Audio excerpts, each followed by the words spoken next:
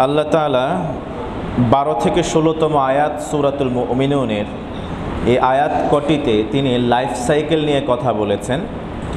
বললেন, ওয়ালাকাদ খালাকনাল ইনসানা মিন সুলালাতিন মিন তিন, আমি মানুষদেরকে মাটির নির্যাস থেকে সৃষ্টি করেছি। আর সৃষ্টির ধারাবাহিকতা কিভাবে? সুম্মা জাআলনাহু নুতফাতান ফি কারারিন মাকিন, আমি একটি শুক্র বিন্দুকে মায়ের পেটের ভিতরে ইন্টেন্সিভ কেয়ারে আমি সংরক্ষণ করেছি।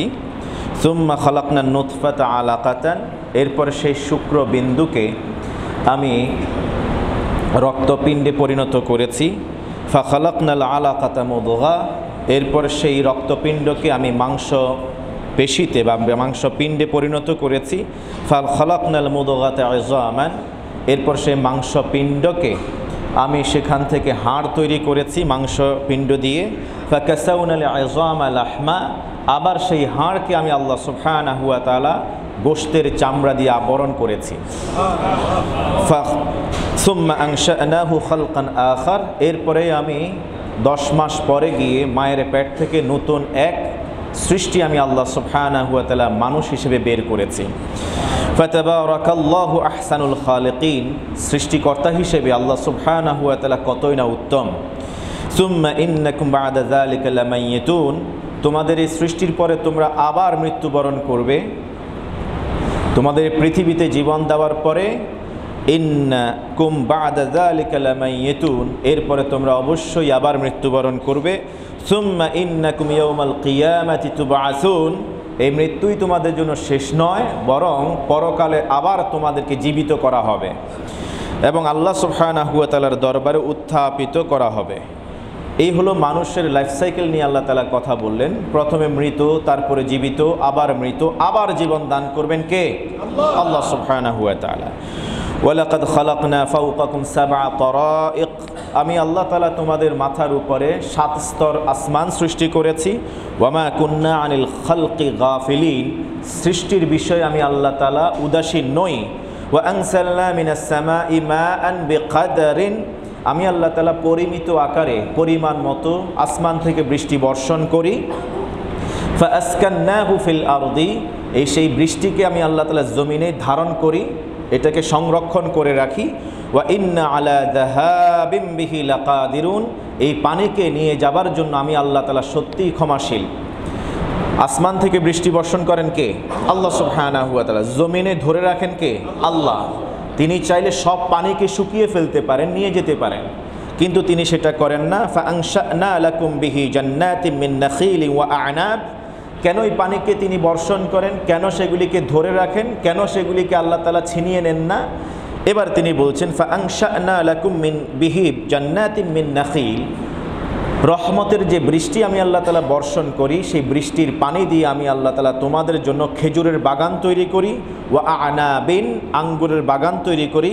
লাকুম ফিহা ফাওয়াকিহু কাসীরাতুন ওয়া মিনহা তা'কুলুন, এবং সেই বৃষ্টি থেকে আমি আল্লাহ তাআলা বহু ধরনের ফল ফলাদি আমি সৃষ্টি করে থাকি।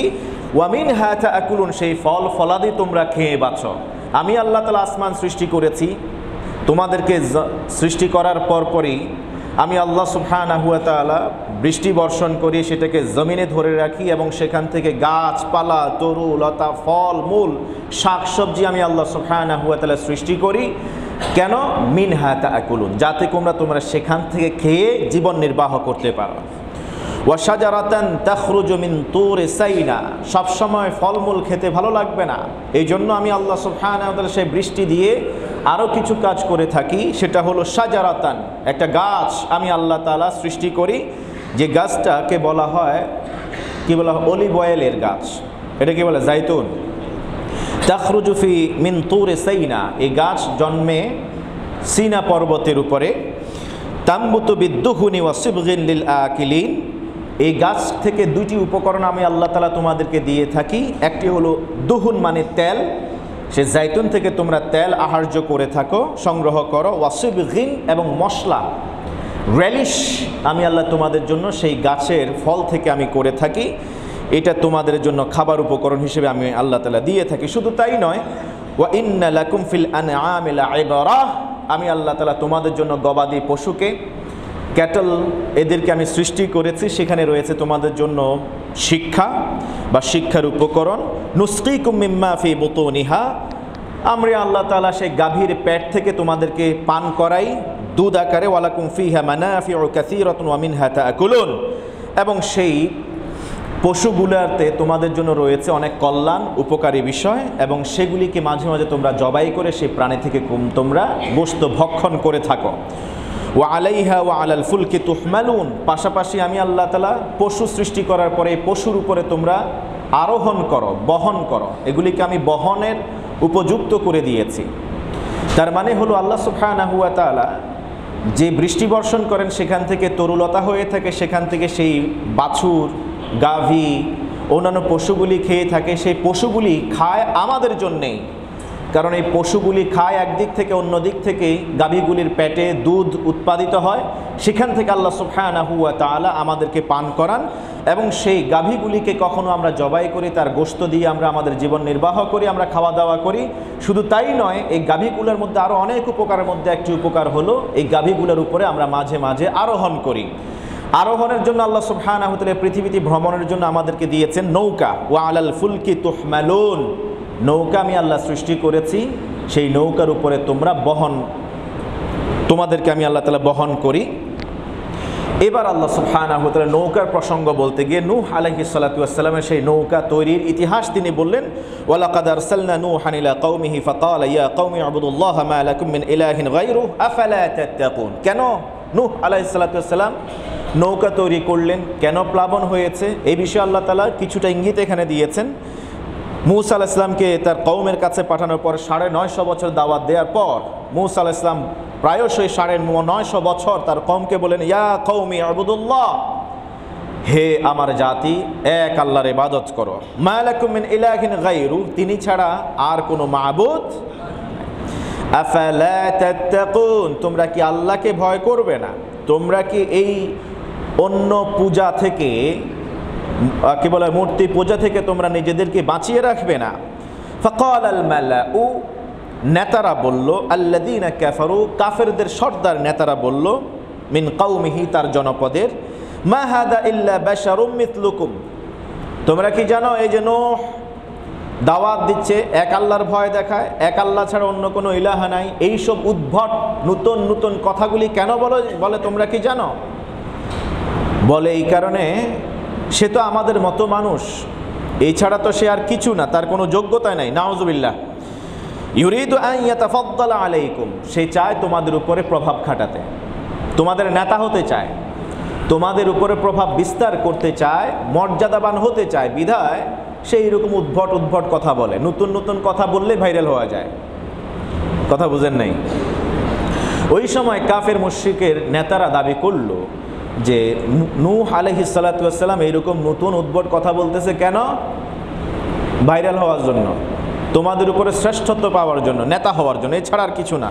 ওয়ালাউ শা আল্লাহু লাআনজালা মালাইকাতান, যদি নবী আল্লাহ পাঠাতেনি তবে একজন ফেরেশতা পাঠালেন না কেন? তিনি তো ফেরেশতা হওয়ার কথা, যে ফেরেশতা আমাদের মতো হবে না। নূহ তো আমাদের মতোই মানুষ, সে নবী হবে কেন? যদি নবী হয়ে থাকে তাহলে আল্লাহ তাআলা ফেরেশতাকে নবী হিসেবে পাঠাবেন, মানুষ কেন? মা সামি'না বিহাদা ফি আবাইনাল আউয়ালিন, এটা এমন এক উদ্ভট কথা, এই দাবি তো ইতিপূর্বে আমাদের বাপ দাদাদের মুখেও শুনি নাই, যে রব খালি একজনই, আল্লাহ কেবল একজনই। 950 বছর এর আগে আমরা তো এরকম আমাদের বাপ দাদার কাছ থেকে এরকম শুনি নাই যে আল্লাহ বলতে কেউ আছে, তাকে দেখা যায় না। আরে আল্লাহকে দেখা যায় না এরকম কোনো আল্লাহ আছে নাকি? নূহ আলাইহিস সালাতু ওয়াস সালাম এর দাবি আসলে নিতান্তই ভাইরাল হওয়া ছাড়া আর কিছু না, তোমাদের উপরে প্রভাব প্রতিপত্তি খাটানোর জন্য, নেতা হওয়ার জন্য এই প্রয়াসে সেই কাজগুলি করছে। নাউজুবিল্লাহ বলেন। আর নবী হওয়ার যোগ্যতা তার নাই, তার কারণ সে মানুষ আমাদের মতোই। অতএব কাফের মুশরিকদের একটা দাবি ছিল, নবীরা আমাদের মতো মানুষ হয় কি করে? তারা তো আমাদের মতো মানুষ হতে পারে না। নবীরা তো আমাদের মতোই মানুষ, কিন্তু আমাদের মতো সাধারণ মানুষ। সাধারণ মানুষ কি? আল্লাহ সুবহানাহু ওয়া তাআলা নবীদেরকে, যাদেরকে নবী হিসেবে তিনি নির্বাচন করেছেন, মনোনীত করেছেন, কারো কাছ থেকে পারমিশন নিয়ে করেন নাই। কারো কাছে তাদের চরিত্রের সম্পর্কে জিজ্ঞেস করেন নাই। নবীরা হয়েছে আল্লাহ কর্তৃক সিলেকশনের মাধ্যমে, ইলেকশনের মাধ্যমে তারা আসেন নাই। বিধায় কাকে কাকে তিনি নবী করবেন সেটা আল্লাহ তাআলা রূহের জগৎ থেকে ঠিক করে রেখেছেন। সুবহানাল্লাহ। এই জন্য সব নবী সব রসুলকে দেখুন আল্লাহ তাআলা ছোটবেলায় নবুয়ত প্রাপ্তির আগে, নবুয়ত প্রকাশিত হওয়ার আগেই তাদেরকে আল্লাহ তাআলা নিষ্পাপ করে পৃথিবীতে বড় করেছেন। তাদেরকে দিয়ে কোনো অপরাধ করতে দেন নাই। আল্লাহ তাআলা ইসমতের চাদরে, নিষ্পাপ চাদরে দিয়ে তাদেরকে আবৃত করে রেখেছিলেন। সুবহানাল্লাহ। তারা মানুষ, কিন্তু আমাদের মতো সাধারণ মানুষের মতো তারা বড় হন নাই। তাদের দেখভাল করেছেন খোদ আল্লাহ সুবহানাহু ওয়া তাআলার পক্ষ থেকে নিয়োজিত ফেরেশতারা। তারা কখনো ভ্রান্ত পথে পা জমায় নাই, তাদের কখনো স্খলন হয় নাই। তারা সব সময় সত্য পথের উপরেই ছিল। যখন তাদের উপরে নবুয়ত আসে নাই তখনও তারা দ্বীনে হানিফের উপরে ছিল। সুবহানাল্লাহ। প্রশ্ন হয়েছিল নবী মুহাম্মদুর রাসূলুল্লাহ সাল্লাল্লাহু আলাইহি ওয়াসাল্লাম যখন নবুয়ত পান নাই, 40 বছরের আগে তিনি ওই সময় কোন ধর্ম মানতেন? তখন তার ধর্ম কি ছিল?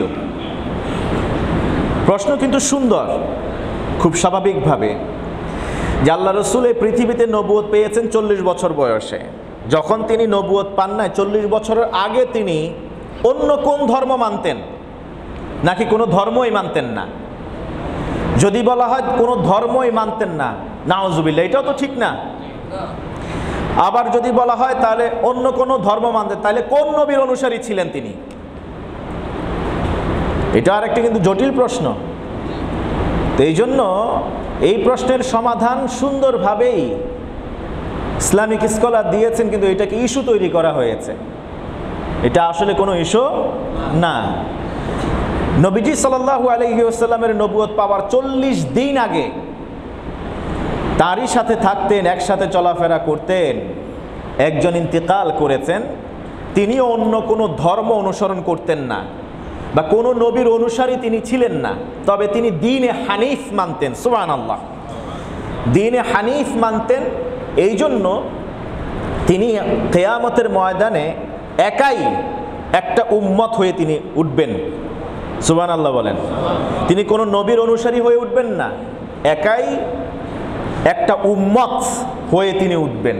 তা যে উম্মত কোনো নবীর অনুসারী নয়, বরং তিনি দ্বীনে হানিফের উপরে, একনিষ্ঠ দ্বীনের উপরে ছিলেন। যখন বিয়ে বাড়িতে দাওয়াত দেওয়া হতো, নবীজি সাল্লাল্লাহু আলাইহি ওয়াসাল্লাম তখনও নবুয়ত পান নাই, আল্লাহ রসুলও যেতেন সেখানে দাওয়াতে অংশগ্রহণ করতে, মুশরিকরা দাওয়াত দিত আর তিনিও সেই দাওয়াতে উপস্থিত থাকতেন। তিনি জীবনে কখনো মুশরিকদের জবাইকৃত পশুর গোশত খান নাই। তিনি জীবনে কখনো মদ পান করেন নাই। এটাকে বলা হয় দ্বীনে হানিফ। যেগুলি সব ধর্মে নিষেধ করা হয়েছিল, হারাম ছিল, সেই গর্হিত নিষিদ্ধ কাজগুলি করতেন না, নিষিদ্ধ খাবারগুলি খেতেন না।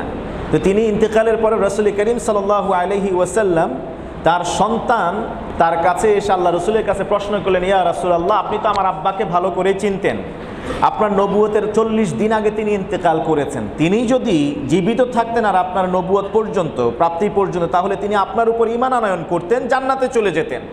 আমার খুব কষ্ট হচ্ছে, মাত্র 40 দিন আগে তিনি পৃথিবী থেকে চলে গেছেন, তাহলে আমার বাবার কি অবস্থা? আমার বাবা কি জান্নাতে নাকি জাহান্নামে? নবীজি সাল্লাল্লাহু আলাইহি ওয়াসাল্লাম কিছু সময় চুপ করেছিলেন। জিবরিল আলাইহিস সালাতু ওয়াস সালাম ওহী নিয়ে আসলেন, আল্লাহ রসুলকে জানিয়ে দিলেন যে তার বাবা তিনি জান্নাতে আছেন।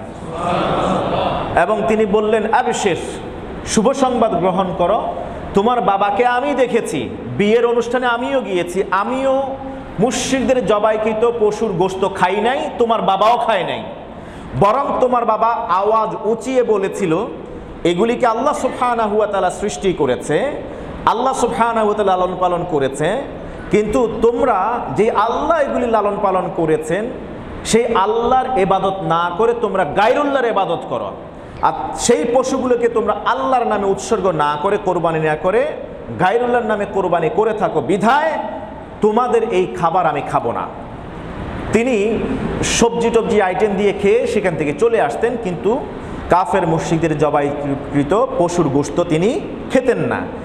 নবীজি সাল্লাল্লাহু আলাইহি ওয়াসাল্লাম তার সন্তানকে শুভ সংবাদ দিলেন, শোনো, তোমার বাবা হাসরের ময়দানে একা একটা উম্মত হয়ে একটা পতাকার নিচেই তিনি উঠবেন, কোনো নবীর অনুসারী ছাড়াই। সুবহানাল্লাহ। তো নবীজি মুহাম্মদুর রাসূলুল্লাহ সাল্লাল্লাহু আলাইহি ওয়াসাল্লাম ওই সময় তিনিও দ্বীনে হানিফের উপরে ছিলেন। তিনি গারে হেরাতে গিয়ে ধ্যানে মগ্ন থাকতেন। যখন চারদিকে অন্ধকার ছিল, কুফরি বিরাজ করছে, ফিতনা এবং জুলুম চারদিকে, তখন আল্লাহ রসুল ওই অবস্থা সমাজ পছন্দ হতো না। তিনি গারে হেরাতে গিয়ে সেখানে ধ্যানে থাকতেন, ধ্যানে মশগুল থাকতেন, কাবার দিকে মোতাবাজ্জা হয়ে সেখানে সন্তর্পণে আল্লাহ তাআলাকে খুঁজতেন, আল্লাহর কাছে সাহায্য চাইতেন, জাতিকে উত্তরণের জন্যে, মুক্তির জন্য তিনি পথ খুঁজতেন, আল্লাহ তাআলার কাছে চাইতেন। এভাবে করে বসে থাকতে থাকতেই তো এক সময় সেই গারে হেরার গুহার ভিতরেই জিবরিল আলাইহিস সালাতু ওয়াস সালাম ওহী নিয়ে আসছিলেন। সুবহানাল্লাহ। ইয়াতাহান্না ফি, নবীজি সাল্লাল্লাহু আলাইহি সাল্লাম নবুয়ত প্রাপ্তির আগেই সে গারে হেরাতে বসে বসে তিনি সেখানে দ্বীনে হানিফকে প্রতিষ্ঠিত করবার জন্য সংকল্প করতেন। সুবহানাল্লাহ। তিনি কোনো নবীর অনুসারী ছিলেন না, তবে তিনি দ্বীনে হানিফের উপর ইস্তিকামাত ছিলেন। সুবহানাল্লাহ।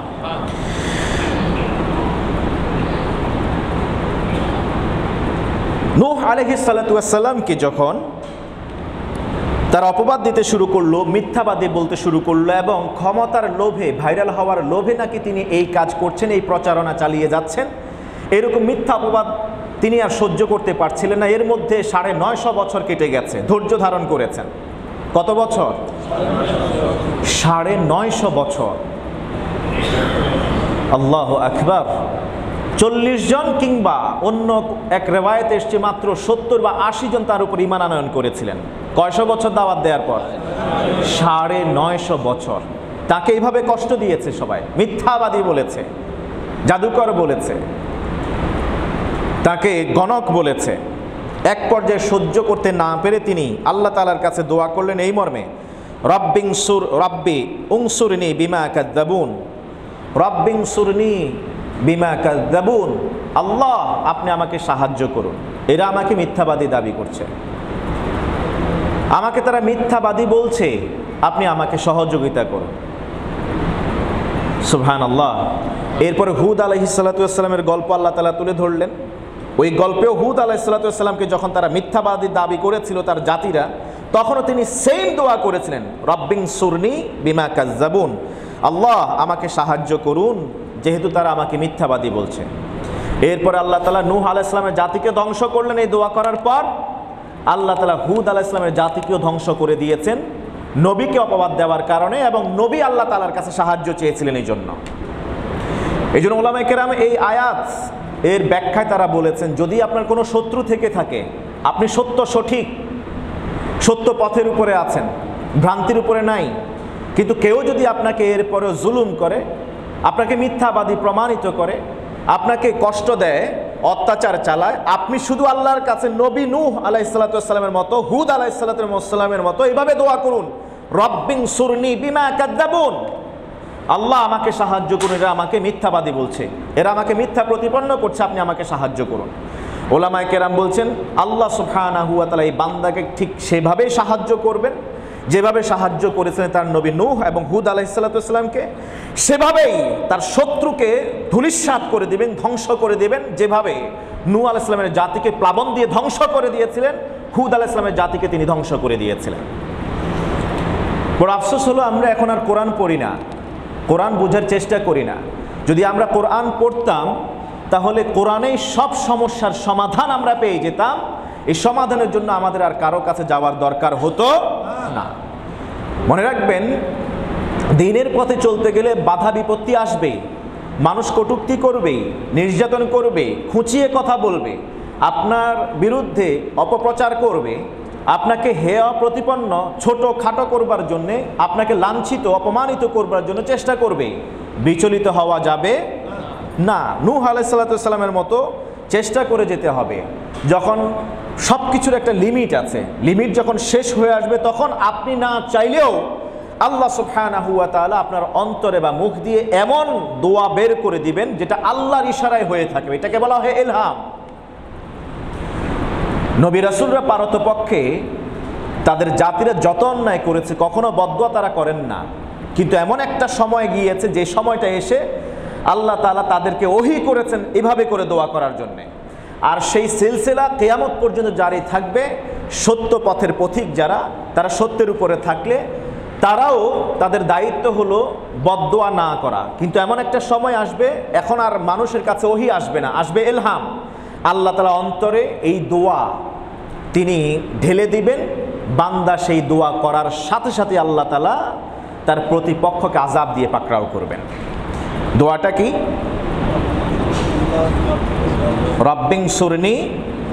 রব্বি উনসুরনি বিমা কাযযাবুন, রব্বি উনসুরনি বিমা কাযযাবুন। এটা হলো শত্রুকে ঘায়েল করার অন্যতম সহজ দোয়া, আল্লাহ তাআলার কাছে নিরাপত্তা পাওয়ার অন্যতম সহজ দোয়া। এবার আপনি যেই ডিসিপ্লিনে থাকেন না কেন, আপনার শত্রু যত রকমেরই হোক না কেন, এই দোয়া আপনি করবেন, হেফাজত করবেন কে? আল্লাহ সুবহানাহু ওয়া তাআলা।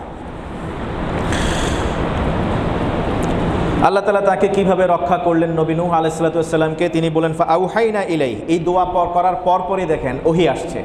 সুবহানাল্লাহ। নূহ আলাইহিস সালাম দোয়া করলেন রব্বিং সুরনি বিমা কাযযাবুন, আল্লাহ এরা মিথ্যাবাদী বলতেছে, আমাকে খাটো করতেছে, আমি ধৈর্য ধরেছি আর পারছি না, এবার আপনি আপনার সাহায্য পাঠান। আল্লাহ এবার ওহী পাঠিয়ে দিলেন, বললেন ফাআউহাইনা ইলাইহি, আমি সাথে সাথে তার কাছে ওহী পাঠালাম, আনিসনাইল ফুলক বিআইউনিনা, আমার চোখের সামনেই তুমি নৌকা তৈরি করো, ওয়া ওয়াহয়িনা, আর নৌকা বানাবে আমার নির্দেশ মোতাবেক, ওহী মোতাবেক। ফাইদা জাআ আমরুনা, তুমি তখন দেখবে, একটা সময় আসবে যখন দেখবে আমার নির্দেশ চলে আসছে আযাবের। ওয়া ফারাতান নূর, কখন বুঝবে আমার আযাব চলে আসছে? যখন দেখবে যে চুলায় রান্না বান্না করে, এই চুলার নিচ থেকে কি পানি বের হতে শুরু করবে, একেবারে এটাকে ডিপ টিউবওয়েলের মতো পানি নিচ থেকে উদ্গীরণ হতে থাকবে, তখনই বুঝবে যে আমার আদেশ চলে আসছে, আযাব আসছে। ওই পানি, চুলার নিচের পানি বের হয়ে আসতে দেখার সাথে সাথে তোমার যে দায়িত্ব, এই যে কঠিন খরতপ তাপের মধ্যে তুমি যে নৌকা বানিয়ে রাখছো, এই নৌকার উপরে ফাসলুক ফিহা মিন কুল্লি যাওজাইন ইসনাইন, প্রত্যেক সৃষ্টি থেকে এক জোড়া নারী পুরুষ তুমি তোমার নৌকার উপরে নিয়ে নেবে। ওয়া আহলাকা, তোমার পরিবারকেও নেবে, ইল্লা মান সাবাকা আলাইহিল কাউলু মিনহুম, তবে হ্যাঁ, তোমার পরিবারের মধ্য থেকেও যাদের ব্যাপারে ইতোমধ্যে সিদ্ধান্ত হয়ে গেছে যে এরা তোমার পরিবারের সদস্য না, তাদেরকে তুমি নিতে পারবে না। ওয়ালা তুখাতিবনি ফিল্লাযিনা যালামু, জালিমদের ব্যাপারে তুমি আমাকে ডাকবে না, আমার কাছে সাহায্য চাইবে না। ইন্নাহুম মুগরাকুন, তাদের ব্যাপারে ফয়সালা হয়ে গেছে, তারা অবশ্যই পানিতে ডুবে মারা যাবে। আল্লাহ তাআলা এই কথা কেন বললেন? মুফাসসিরিনে কেরাম বললেন যে মূলত এখানে আল্লাহ তাআলা নবী নূহ আলাইহিস সালাতু ওয়াস সালামের ছেলে কেনানের প্রসঙ্গে তিনি বলেছেন, যেন কেনানের পক্ষে আল্লাহ তাআলার কাছে ওকালতি। আমাদের সমাজে অনেকেই দেখা যায় জালেমের পক্ষে অবস্থান নিতে, জালেমের পক্ষে সুপারিশ করতে, আছে কিনা? নাই। আলেমের পক্ষে থাকে না, সৎ মানুষের পক্ষে থাকে না, আল্লাহওয়ালা মানুষের, নামাজি মানুষের পক্ষে থাকে না, জালেমের পক্ষে অবস্থান নেয়। এবং জালেম যদি কখনো বিপদে পড়ে, ওই জালেমের পক্ষে সুপারিশ পর্যন্ত করে, সর্বোচ্চটুকুন চেষ্টা করে কিভাবে জালেমকে মুক্ত করে নিয়ে আসতে পারে। নবীজি সাল্লাল্লাহু আলাইহি ওয়াসাল্লাম বলেছেন, হাদিস সহিহ, মান মাশা মা যালিমিন লিয়ুইনাহু ওয়া হুয়া ইয়ালামু আন্নাহু যালিম, যেই ব্যক্তি জেনে শুনে কোনো জালেমের সাথে কদম ফেলে, জালেমের সাথে সঙ্গী হয়, জালেমকে সহযোগিতা করবার নিমিত্তে জালেমের সাথে বন্ধুত্ব করে, খারাজা মিনাল ইসলাম, সে যদি নামাজ পড়ে, রোজা রাখে, তার সবকিছু ঠিকঠাক আছে, কিন্তু জালেমের সাথে তার বন্ধুত্ব আছে, তার আর ইসলামে থাকার কোনো সুযোগ, ইসলাম থেকে সে খারিজ হয়ে গেছে। আমাদের সমাজে এটা হয়। নবী নূহ আলাইহিস সালাতু ওয়াস সালাম আল্লাহর নবী, 950 বছর দাওয়াত দেওয়ার পরে আল্লাহ বলেন পরিবারের সদস্যকে তুমি নৌকা উঠায় নিবা। আরে একটা বিড়াল দেখলে তারে উঠায় নিবা, কুকুর দেখলে সেটা উঠায় নিবা, পাখি দেখলে সেটা উঠায় নিবা, ইঁদুর দেখলে সেটা উঠায় নিবা, সব উঠাবা, কিন্তু তোমার পরিবারের সদস্য যার ব্যাপারে অলরেডি ফয়সালা হয়ে গেছে তাকে উঠাতে পারবে না। যদি তুমি উঠাও তাহলে তোমার নবুয়ত চলে যাবে। ওয়ালা তুখাতিবনি ফিল্লাযিনা যালামু, সে জালেম, জুলুম করেছে। তোমার সন্তান জালেম, সে জুলুম করেছে। সবচেয়ে বড় জুলুম তো আল্লাহর সাথে শিরক করা। ইন্না শিরকা লাযুলমুন আযীম। এর চেয়ে বড় জুলুম আর কি হতে পারে? তোমার সন্তান জুলুম করেছে, অতএব এই জুলুমের ব্যাপারে তোমার সন্তান জালেমের পক্ষে আমার কাছে কোনো ওকালতি করবে। ইতিমধ্যে ফয়সালা হয়ে গেছে, ইন্নাহুম মুগরাকুন, তাদেরকে পানিতে নিমজ্জিত করা হবে। ফাইদাস্তাওয়াইতা আনতা ওয়া মান মাআকা আলাল ফুলক, যখন তুমি এবং তোমার নৌকায় যারা আছে তারা যদি পাহাড়ের উপরে গিয়ে অবস্থান করবে, এটা ঠেকে যাবে, মনে রাখবে তখন আমার আযাব আর ক্রোধ তখন প্রশমিত হবে। তখন তোমার একটা দায়িত্ব আছে। তুমি আমার কাছে সাহায্য চেয়েছো, আমি আল্লাহ তাআলা সাহায্য পাঠিয়েছি, তোমার জাতিকে ধ্বংস করে দিয়েছি। এরপরে তোমার দায়িত্ব হলো কৃতজ্ঞতা আদায় করা, কারণ আমি তোমার দোয়া কবুল করেছি, সাহায্য পাঠিয়েছি। এখন তোমার দায়িত্ব শুকরিয়া আদায় করা। এই জন্য আজকে শুরুতে আমরা কি বললাম? পৃথিবীতে শুকরিয়া আদায় করতে পারার মতো নিয়ামত আর একটাও নেই। আপনার পৃথিবীতে যত নিয়ামত আপনি ভোগ করবেন, সব নিয়ামতের ব্যাপারে আল্লাহর কাছে জবাবদিহি করতে হবে। আপনাকে আল্লাহ চোখ দিয়েছেন নিয়ামত, জবাবদিহি করতে হবে এই চোখ দিয়ে আপনি কি করেছেন। হাত দিয়েছেন ধরার মতো নিয়ামত, এই হাত দিয়ে আপনি কি করেছেন জবাবদিহি করতে হবে। আপনাকে কান দিয়েছেন, মুখ দিয়েছেন, ক্ষমতা দিয়েছেন, টাকা পয়সা দিয়েছেন, সব দিয়েছেন, নিঃশ্বাস নেবার যোগ্যতা দিয়েছেন, সুযোগ দিয়েছেন। এই সব নিয়ামতের প্রত্যেকটা শ্বাস প্রশ্বাসের হিসাব আল্লাহ তাআলা নেবেন আপনার। এই জন্য নবীজি সাল্লাল্লাহু আলাইহি ওয়াসাল্লামের কাছে সাহাবীরা এসে অভিযোগ করলে, ইয়া রাসূলুল্লাহ সুম্মা লাতুসআলুন্না ইয়াউমাইযিন আনিন নাঈম, এই আয়াত নাজিল হওয়ার পর সাহাবীরা দিক বিদিক ছুটাছুটি করতে শুরু করলেন। কেউ নিজের সম্পদ সব আল্লাহ রাস্তায় দিতে শুরু করলেন, কেউ বা নিজের সৌন্দর্য এটার জন্য হায় হুতাশ করতে শুরু করলেন। নিজের উপরে যত নিয়ামত তিনি পেয়েছেন সব কিছুর জন্য এবার আল্লাহ তাআলার কাছে সেজদায় পড়ে কান্নাকাটি শুরু করলেন। যদি আমার এই নিয়ামত আল্লাহ না দিতেন তাহলে তো আমাকে হিসাব দেওয়া লাগতো না। এই পৃথিবীর আযাব আমি সহ্য করতাম, কষ্ট সহ্য করতাম, এই পৃথিবীতে কষ্ট এটা আখিরাতের আযাবের তুলনায় একেবারে নগণ্য। নবীজি সাল্লাল্লাহু আলাইহি ওয়াসাল্লামের কাছে এসে বললেন, ইয়া রাসূলুল্লাহ, আল্লাহ তাআলা আমাদের সব নিয়ামতের হিসাব নেবেন, আমরা কিভাবে বাঁচব? রাসূল করিম সাল্লাল্লাহু আলাইহি ওয়াসাল্লাম বললেন, বাঁচার পথ খুবই সহজ তোমাদের জন্য। সুবহানাল্লাহ বলেন। আল্লাহ তোমার নিয়ামতের ব্যাপারে একটাও প্রশ্ন করবেন না, বরং আল্লাহ তাআলা ওই কাজটা করার সাথে সাথে তোমার উপর সন্তুষ্ট হয়ে যাবেন। আর যার উপর আল্লাহ তাআলা সন্তুষ্ট হয়ে যাবেন, আল্লাহ তাআলা তাকে জীবনে কখনো কোনো প্রশ্ন করবেন না। ইন্টারভিউ বোর্ডে যখন আপনার ছাত্ররা যায়, ফার্স্ট, সেকেন্ড, থার্ড, ফোর্থ বয় যারা আছে, একেবারে টপ লিস্টের ছাত্ররা যারা আছে, তাদের ইন্টারভিউ নিতে গেলে টিচাররা তাদের ইন্টারভিউ নেয় না। কারণ 1 বছর তাদেরকে পরীক্ষা করেছে, দেখেছে তারা ভদ্র, তারা শিষ্টাচার জানে, তারা মুআদ্দাব, তারা ক্লাসে ঠিকমতো আসে, পড়াশোনা ঠিকমতো করে। অন্যান্য ইন্টারিয়াম পিরিয়ডে যে পরীক্ষাগুলি হয়েছে, ক্লাস টেস্ট, মিড টার্ম, এগুলোতে তারা সবচেয়ে ভালো করেছে। ইন্টারভিউতে এখন আসছে, তোদের কোনো পরীক্ষা নাই, যা, তোদের উপর এমনিতেই আমরা সন্তুষ্ট আছি। হয় কি হয় না এরকম? তাদের কোনো ইন্টারভিউ নেওয়া হয় না, নতুন করে কোনো প্রশ্ন নেওয়া হয় না। নবীজি সাল্লাল্লাহু আলাইহি ওয়াসাল্লাম বললেন, আল্লাহ তাআলা ওই আমল করার সাথে সাথে তোমার উপর সন্তুষ্ট হয়ে যাবেন, আর কোনো নিয়ামতের ব্যাপারে তোমাকে জিজ্ঞাসা করবেন না।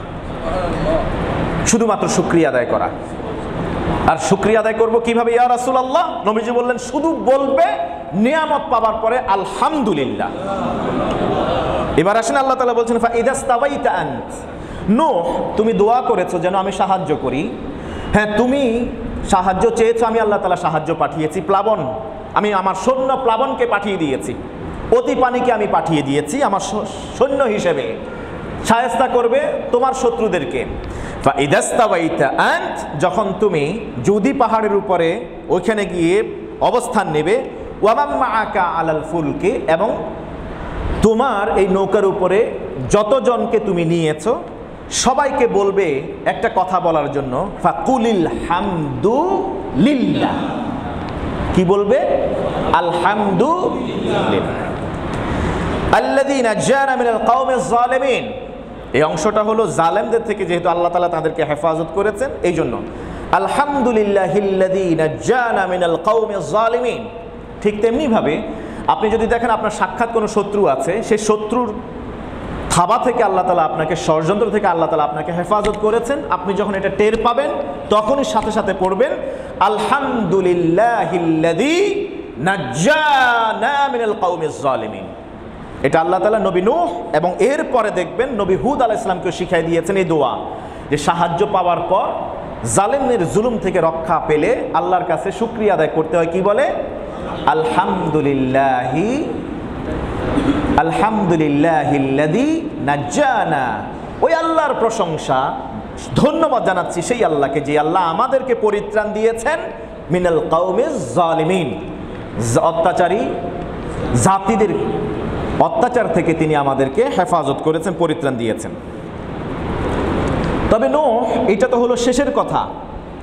তুমি এই বিশাল প্লাবন এসছে, সব কিছু ধ্বংস হয়ে যাবে, এই কাঠের তৈরি মানুষের চোখের সামনে তৈরি এই নৌকা দিয়ে এই প্লাবনের ঢেউয়ের মোকাবেলায় বেঁচে থাকবার জন্য তোমাদের আরো কিছু কাজ করতে হবে।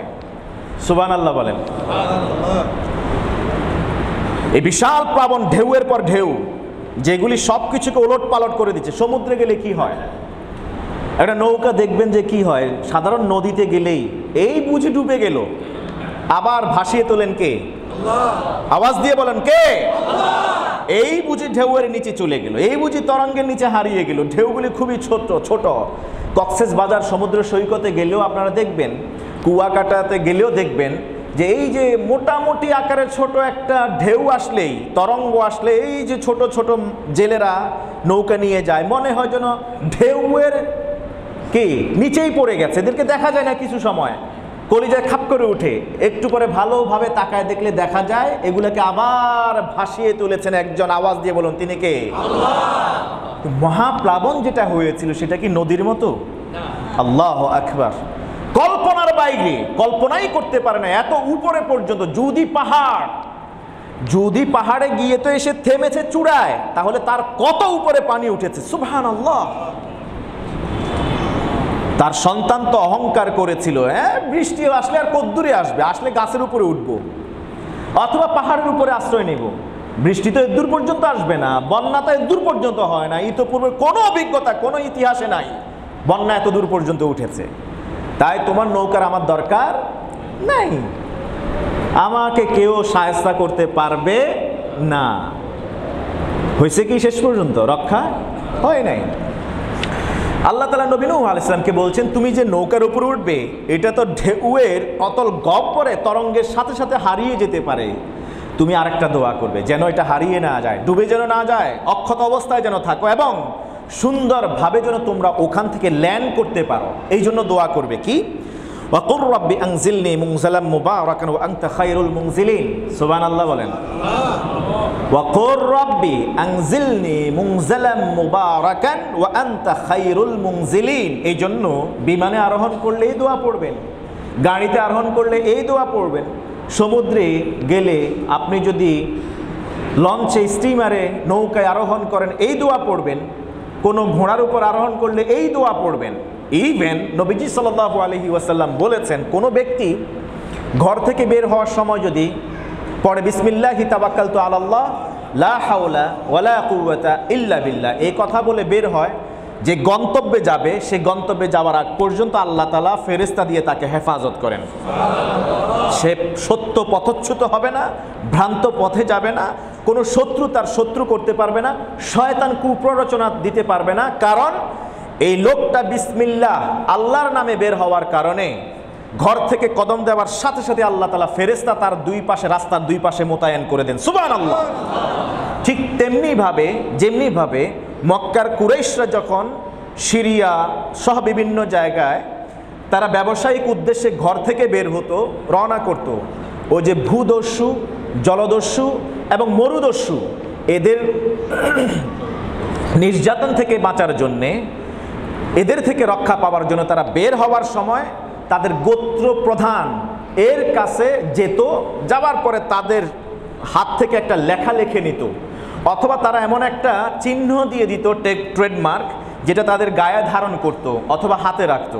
যখনই কোনো মরুদস্যুকে পাওয়া যেত, তাদেরকে তাদের সম্পদ জান ছিনিয়ে নেবে, ওই সময় তারা হয় চিঠিটা শো করতো, অথবা ওই ট্যাগটা, অথবা সেই প্ল্যাকার্ডটা তাদের সামনে তুলে ধরতো।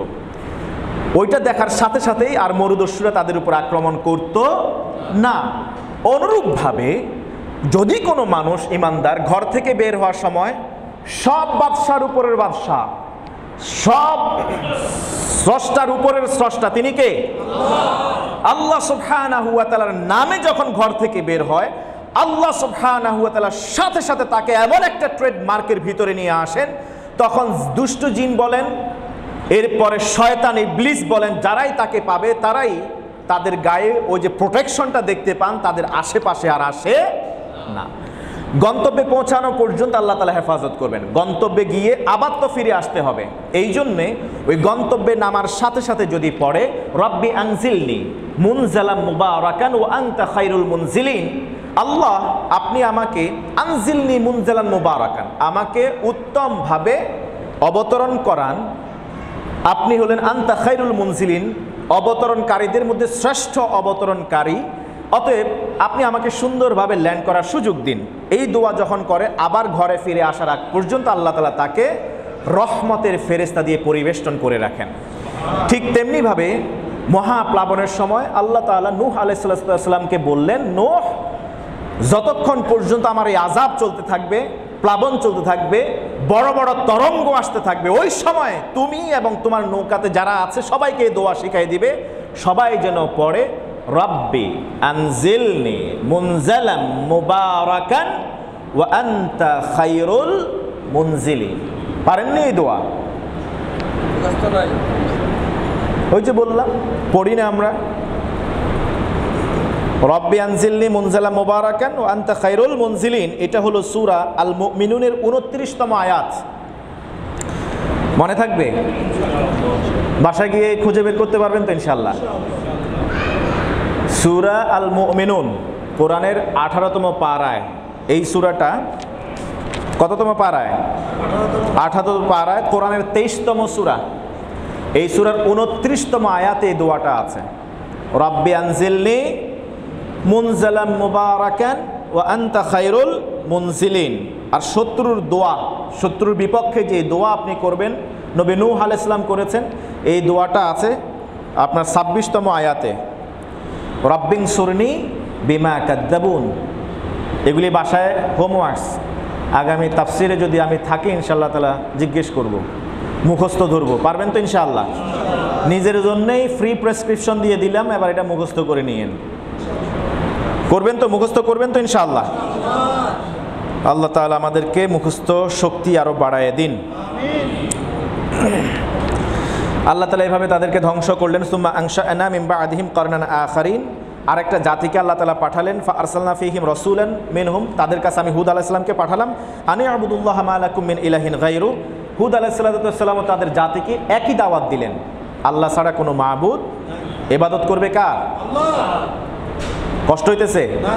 ইবাদত করবে কার? আল্লাহ সুবহানাহু ওয়া তাআলার।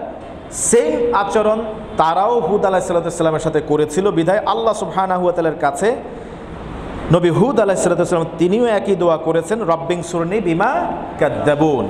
আল্লাহ তাআলা তাদেরকেও আযাব দিয়ে পাকড়াও করলেন। আমার মনে হয় আমি আজকেও যদি এভাবে যাই শেষ করতে পারবো না।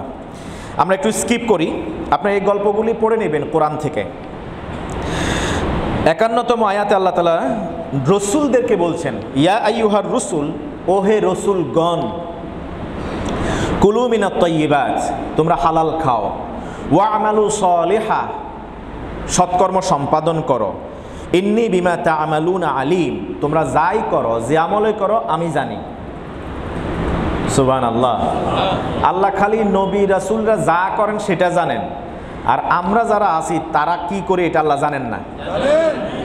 জানেননি?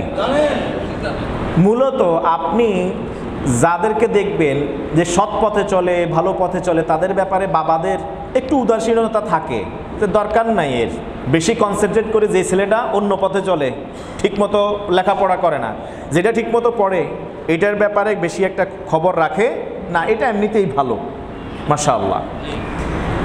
আর যেটা একটু দুষ্টু টাইপের ওটার প্রতি কি খেয়াল।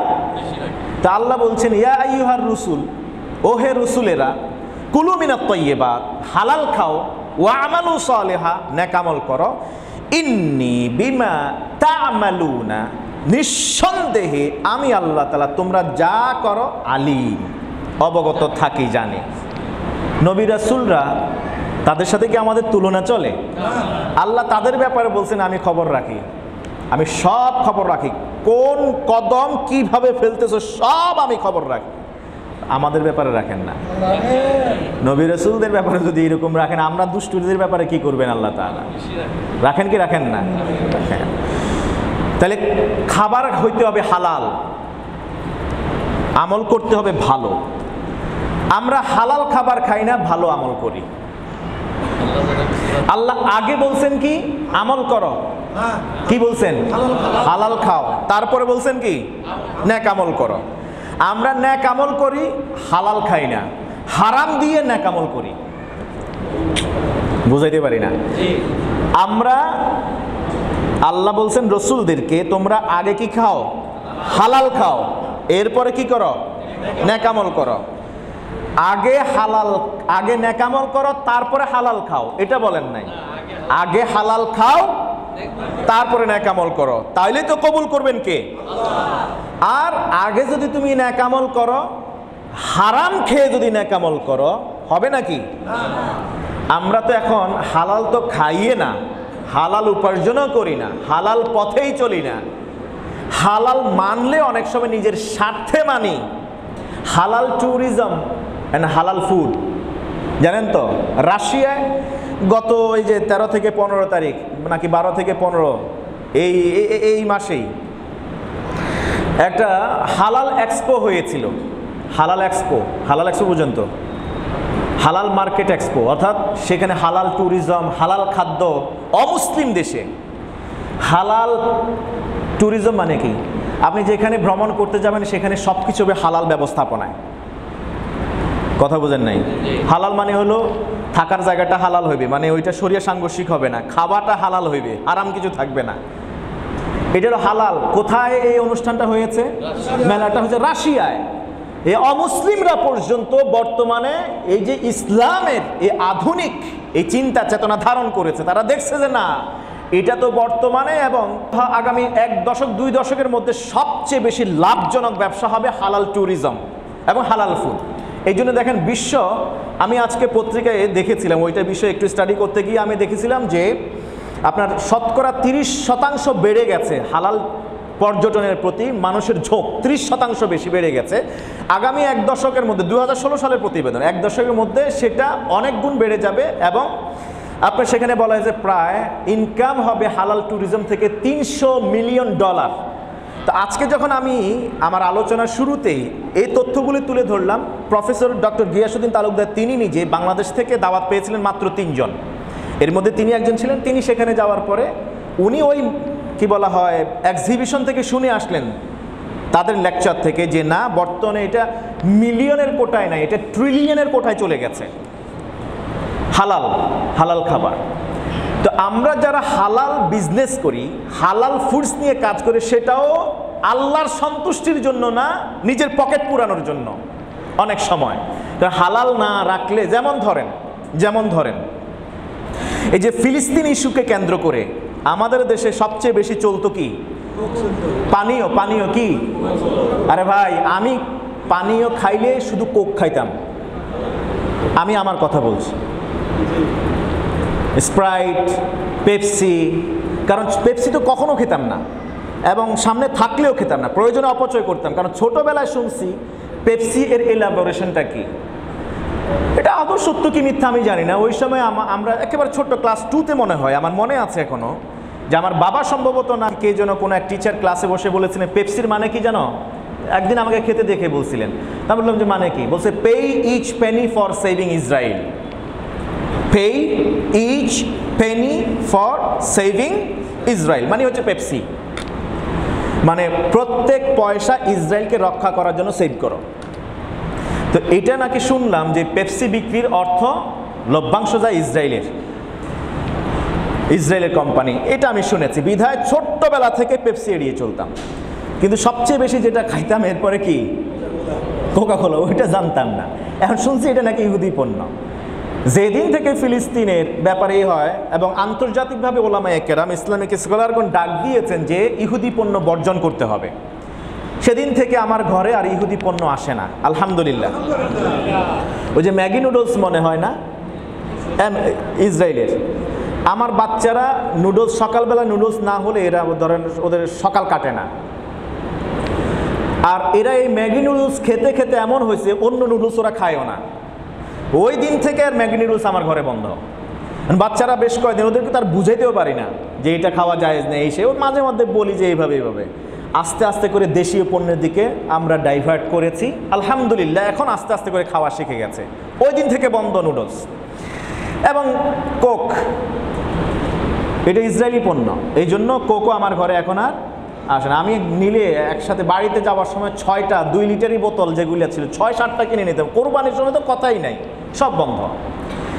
এইটা যখন মুসলিমরা বয়কট করা শুরু করলো তখন কি হয়েছে, বয়কট করতে করতে 110 টাকা 20 টাকা থেকে 100 টাকা, 100 টাকা থেকে 80 টাকা, 80 টাকা থেকে 60 টাকা, এরপরে 60 টাকা একটার সাথে আরেকটা ফ্রি। এরপরেও মানুষ এখন নেয়। সুবহানাল্লাহ কইবেন না? গেলাম কুমিল্লায়, আপনারা জানেন এই ঈদে আপনাদেরকে রেখে এখানে আমি দৌড় দিলাম। তো স্বাভাবিকভাবে বাসায় সবাই একসাথে, ওই ভাইরা সব মিলে একসাথে ঈদ উদযাপন করি। এখন হইল 14 গ্রাম গেলাম, প্রতি বছর তো কোক নিয়ে যাই, সাথে আরও আমার আরেক ভাই, আমার ইমিডিয়েট বড় মুফতি মাওলানা কিফায়েতুল্লাহ সাহেব সহ গেলাম।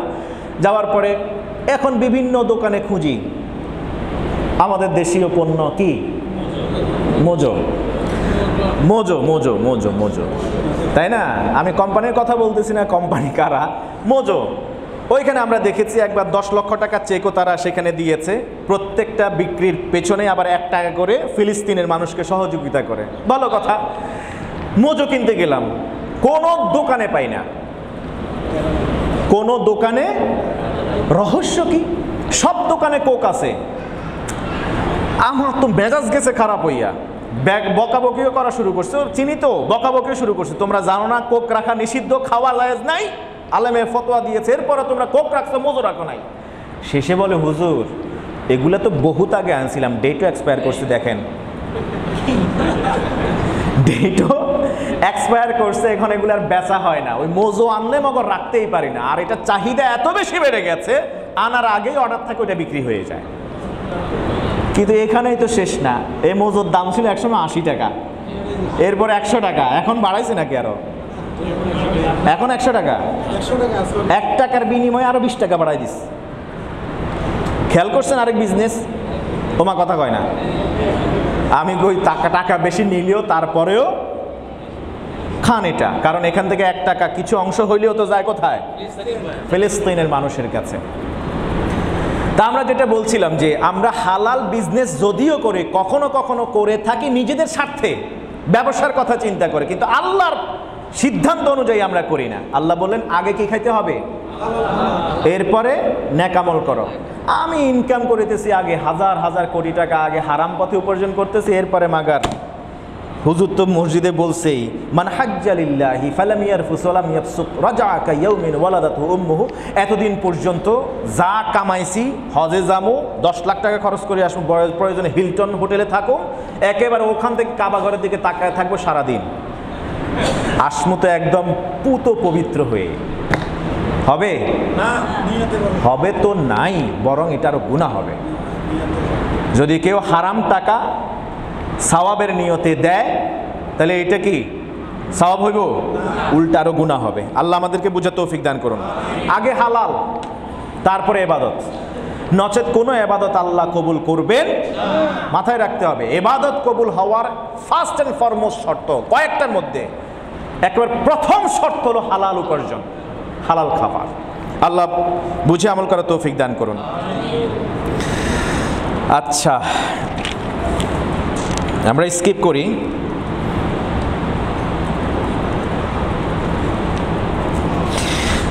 একশো 2 এবং 3 নম্বর আয়াতে আল্লাহ সুবহানাহু ওয়া তাআলা আমলের কথা বলেছেন। আমল, কারো আমল হালকা হবে, কারো আমল ভারী হবে।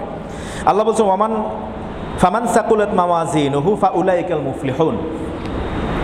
যাদের আমলনামা ভারী হবে এরাই প্রকৃত সফলকাম। সাকসেস তো তারাই যাদের আমলনামা কি হবে, ভারী হবে।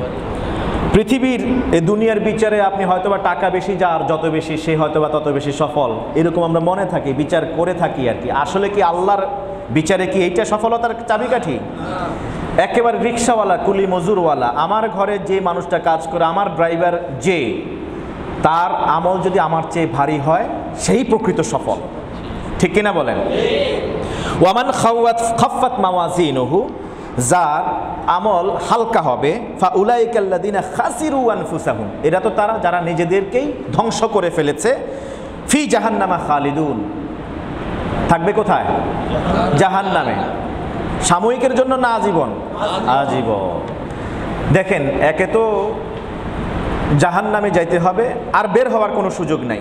আমল যদি 50-এর কম হয়, সওয়াব, গুনাহ এবং নেক, সওয়াব এবং গুনাহ এই দুটো যদি 50-50 ব্যালেন্সও থাকে, তাও আশা করা যায় আল্লাহর রহমত পাওয়া যাবে। আর যদি কম হয়, 49 আর 51 হয়, কোথায়? ওমা, এখানে আল্লাহ কি বললেন? সাকুলাত মাওয়াজিনুহু, দুই পাল্লায় সওয়াব এবং গুনাহ উঠানো হলো। সওয়াবের পাল্লা একটু দাবিয়ে গেছে, একটু ভারী হয়েছে, কোথায় যাবে? জান্নাতে, সফল কাম। আর গুনাহের পাল্লা কি হয়ে গেছে? হালকা হয়ে গেছে। ওকে সফল, নিজেকে ধ্বংস করলো, চিরকাল জাহান্নামে থাকবে। আল্লাহ তাআলা আমাদেরকে হেফাজত করুন, আমাদের আমলকে বিশুদ্ধ করার তৌফিক দান করুন। জাহান্নামে যাওয়ার পরে তারা কি বলবে দেখেন, এই লোকগুলি যাদের আমল নামা হালকা হয়ে যাবে, এরা যখন জাহান্নামে যাবে, আল্লাহ তাআলা আগেই বললেন চিরকাল জাহান্নামে থাকবে। জাহান্নামে যাওয়ার পরে অত্যাচারের পর অত্যাচারে, অর্থাৎ তাদের উপরে যে শাস্তি আসবে, ফেরেশতারা এমন ফেরেশতা শাস্তি দিবেন, তারা চোখেও দেখে না, কানেও শোনে না। চোখেও দেখে না, কানেও শোনে না। কানে শুনলে চিৎকারের কারণে মায়া লাগতে পারে, পাষাণের হৃদয় অনেক সময় গলে যায়, ঠিক কিনা? যে চোখে দেখে চক্ষুষ্মান, এক সময় দেখতে দেখতে তার মায়া লেগে যায়। এই জন্য আল্লাহ তাআলা জাহান্নামে যারা শাস্তি দিবে, ওই ফেরেশতাদের চোখ দেন নাই, শোনার যোগ্যতাও আল্লাহ তাআলা ছিনিয়ে নেবেন। তারা শুনবেও না, চোখেও দেখবে না। অতএব যে দেখে না, যে শুনে না, ও তো আযাব দিতেই থাকবে, ও তো পিটাইতেই থাকবে।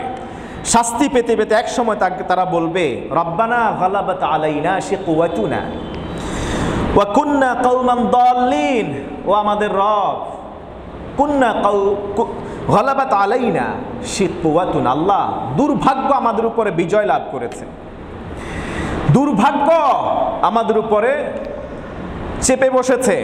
ওয়া কুন্না কওমান দাল্লিন, পৃথিবীতে আমরা সত্যি স্বীকৃতি দিচ্ছি আমরা পথভ্রষ্ট ছিলাম, ভ্রান্ত পথে ছিলাম।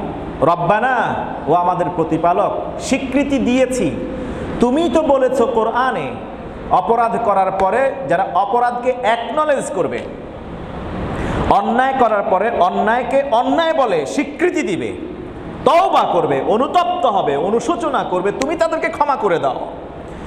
আল্লাহ, এখন তো আমরা স্বীকৃতি দিচ্ছি আমরা সত্যিই পথভ্রষ্ট ছিলাম, আমরা ভিন্ন পথে চলেছি, মানুষদের ক্ষতি করেছি, আল্লাহ নিজের উপরে জুলুম করেছি, আমরা এখন স্বীকৃতি দিচ্ছি, আখরিজনা মিনহা, আল্লাহ একবার আমাদেরকে বের করে দাও এখান থেকে, পরীক্ষামূলক বের করো। ফাইন উদনা, যদি বের করার পরে আবার যদি আমরা আগের মতো আগের অবস্থায় ফিরে যাই, ফাইন্না জালিমুন, তবে আমরা আমাদেরকে যা শাস্তি দিবেন আমরা সব মেনে নেব, মাথা পেতে নেব, আর কথা বলবো না।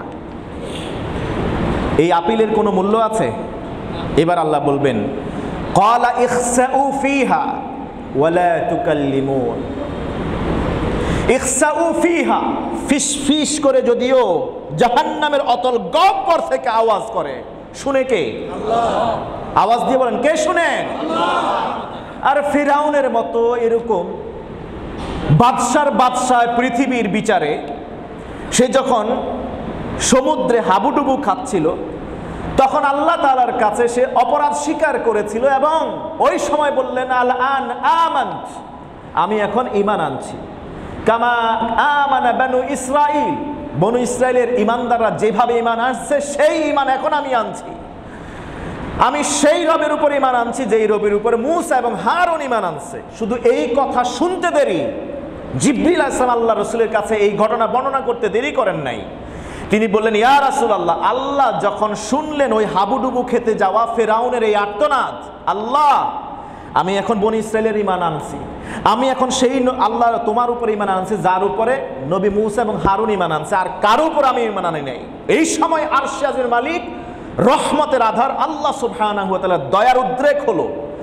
না জানি আল্লাহ সুবহানাহু ওয়া তাআলা ওই মুহূর্তে আমাকে বলেন, যাও এই মুহূর্তে গিয়ে ইউসুফকে যেমনি ভাবে কুয়া থেকে বাঁচিয়েছিলে, এখন ফেরাউনকে, রামসেস টুকে সমুদ্রে অতল গহ্বরে হারিয়ে যাওয়া থেকে রক্ষা করো। আমি এই ভয়ে আল্লাহর দয়ার দিকে খেয়াল করে আমি তাড়াতাড়ি তাৎক্ষণিক আমি সমুদ্রের নিচে গেলাম, নিচ থেকে আঠালো কাদা মাটি নিলাম, নেওয়ার পরে এনেই আমি ফেরাউনের মুখের ভিতরে সেই মাটি ঢুকাই দিলাম। যে সারা জিন্দেগি, সারা জীবন এত অন্যায় অপরাধ করছে, নিজেকে খোদা, নিজেকে রব, নিজেকে ইলাহ, নিজেকে মালিক বলে দাবি করছে, শেষ সময়ে এসে আল্লাহকে ডেকে সে পার পেয়ে যাবে, এটা আমি সহ্য করি নাই। ফিরাউনের মতো লোকের এই আওয়াজে যদি আল্লাহর হৃদয় নরম হয়, আল্লাহ রহমতের দৃষ্টিতে তাকাইতে পারেন, সেই আল্লাহ সুবহানাহু ওয়া তাআলা জাহান্নামে গিয়েছে যে নিজেকে রব দাবি করে নাই, ওই পাপিষ্ঠ নিজেকে ইলাহ দাবি করে নাই, ওই পাপিষ্ঠ নিজেকে জীবনে কখনো মালিক বলে দাবি করে নাই, শুধু আল্লাহর আদেশ অমান্য করেছে, তার প্রতি কি আল্লাহ দয়া আসতে পারে না? যখন এই যে দেখেন কাকতি মিনতি রোনাজারি করে, তখন আল্লাহ তাআলার কাছে তারাকে বলবে, আল্লাহ রাব্বানা গালাবাত আলাইনা শিকওয়াতুনা, আল্লাহ আমাদের উপরে দুর্ভোগ ছেয়ে গেছে, আল্লাহ ওয়াকুন্না কওমান দাল্লিন, আমরা স্বীকৃতি দিচ্ছি আমরা পৃথিবীতে অত্যাচারী ছিলাম, পথভ্রষ্ট ছিলাম, রব্বানা আখরিজনা মিনহা, আল্লাহ গো সহ্য হইতেছে না এই জাহান্নামের আযাব, এই জাহান্নাম থেকে আমাদেরকে একবার বের করুন, একবার একটা চান্স দিন পরীক্ষামূলক। ফাইন উদনা, বের হওয়ার পরে যদি আমরা আবার আগের অবস্থায় ফিরে আসি, ফাইন্না যালিমুন, তখন আমরা জালেমের ভূমিকায় থাকব, যত শাস্তি দিবেন আমরা মাথা পেতে। কিন্তু আল্লাহ সুবহানাহু ওয়া তাআলা তখন কি বলবেন, ইখসাউ ফিহা, তোমরা শেষ কথা বলে নিয়েছো, আজকে থেকে তোমাদের জবানে আর কথা আসবে, ইখসাউ ফিহা, থামো, কোনো কথা বলবে না, ইভেন কথা বলার, আমাকে ডাকার যোগ্যতা পর্যন্ত আমি আল্লাহ তাআলা ছিনিয়ে নেব। আল্লাহ তাআলা মুখে মোহর এঁটে দিবেন, ওয়ালা তুকাল্লিমুন, খোদ আল্লাহই বলবেন, লা তুকাল্লিমুন, তোমরা আমার সাথে কথা বলো। কারণ মৃত্যুর পরে আর কোনো আপিল চলে। ইন্নাল্লাযীনা কাফারু লাউ আন্না লাহুম মা ফিল আরদি জামিআন ওয়া মিসলাহু মাআহু লিয়াফতাদিয়া বিহি মিন আযাবি জাহান্নাম মা তুকুব্বিলা মিনহুম ওয়া লাহুম আযাবুন আলীম। আল্লাহ তাআলা বলছেন, যারা কাফের তারা যদি পৃথিবীর সমপরিমাণ সম্পদ আল্লাহর রাস্তায় দেয়, বা তার সমপরিমাণ আরেক পৃথিবী পুরাটাকে সম্পদ দিয়ে ভরপুর করে আল্লাহকে দেয় জাহান্নামের আগুন থেকে বাঁচার জন্য, মা তুকুব্বিলা মিনহুম, ওই সম্পদ কি গ্রহণ করা হবে? গ্রহণ করা। ওয়ালাহুম আযাবুন আলীম, তাদের জন্য চিরস্থায়ী শাস্তির, যন্ত্রণাদায়ক শাস্তির ব্যবস্থা রয়েছে। অথচ মৃত্যুর পরে যদি আপনি পৃথিবী সম পরিমাণ টাকা পয়সা দেন আল্লাহকে, এই পৃথিবীর মতো আরেক পৃথিবী সমপরিমাণ, দুই পৃথিবী সমপরিমাণ সম্পদ, জওহর রত্ন যদি আপনি দিন আর দিরহাম আল্লাহ তাআলাকে দেন, একটাও আল্লাহ কবুল করবে না। অথচ পৃথিবীতে জীবদ্দশায় এখনো রূহ আপনার যায় নাই, আপনার সামর্থ্য নাই, একটা খেজুরকে দুই ভাগ করেন, এক ভাগ নিজে খান, আরেক ভাগ আল্লাহর রাস্তায় দেন। আল্লাহ রাসূল সাল্লাল্লাহু আলাইহি ওয়াসাল্লাম বলেছেন, আল্লাহ তাআলা এই অর্ধেক খেজুর দেওয়ার কারণে জাহান্নামের আগুন থেকে আপনাকে পরিত্রাণ দেবেন। আমরা বসে থাকি, অপেক্ষা করি কোন দিন আমাদের শেষ হবে, কোন দিন বুড়া হব। আরে কোন দিন বুড়া হব এটা কি গ্যারান্টি আপনার আছে নাকি? আপনি যে বুড়া বয়স পর্যন্ত হায়াত পাবেন, এই গ্যারান্টি আপনাকে আমাকে কে দিয়েছে? বহু মানুষকে দেখেছি, যুবককে দেখেছি যারা বলেছে, হ্যাঁ দাড়ি তো রাখবো, আগে ভার্সিটির জীবনটা শেষ করে, আমার নিজের চোখে দেখা কানে শোনা, যখন বললাম যে দাড়ি রাখো ভাই, বসে রাখবো রাখবো ভাই রাখবো, এখন তো বুঝেন না বয়স এইরকম, যখন ভার্সিটি শেষ করে ফেলবো তখন ইনশাল্লাহ তাহলে একটা ভালো চাকরি হয়ে যাবে, চাকরি হয়ে গেলে এরপর দাড়ি রেখে ফেলবো। কারণ আপনি তো জানেন এই দাড়ি টাড়ি রাখলে মানুষ এলোমেলো কথা বলে, আবার চাকরি হয় না অনেকাংশে দাড়ির জন্য, তাই চাকরি হয়ে গেলে ওই সময় আর কোনো চিন্তা থাকবে না, তখন দাঁড়িয়ে রাখবো। বিশ্বাস করেন আমি প্রায়শই যখন রাস্তা দিয়ে চলি তার কবরটা আমি দেখতে পাই। তার আর চাকরি পাওয়া হলো না, ভার্সিটির জীবনও উত্তরণ হলো না। কথা বুঝেন নাই? বহু মানুষ এরকম আছে, বহু মানুষ ইতিহাস আমরা জানি যে তারা চেয়েছিল যে বুড়ো বয়সে গিয়ে হজ করবে, আর হজ তাদের নসিব হয় নাই, কবরের ভিতরে চলে গেছে। এখন সেখানে গিয়ে হয়তো আফসোস আর আফসোস করছে, আফসোস করছে, আহ কেন বিলম্ব করলাম, কেন দেরি করলাম।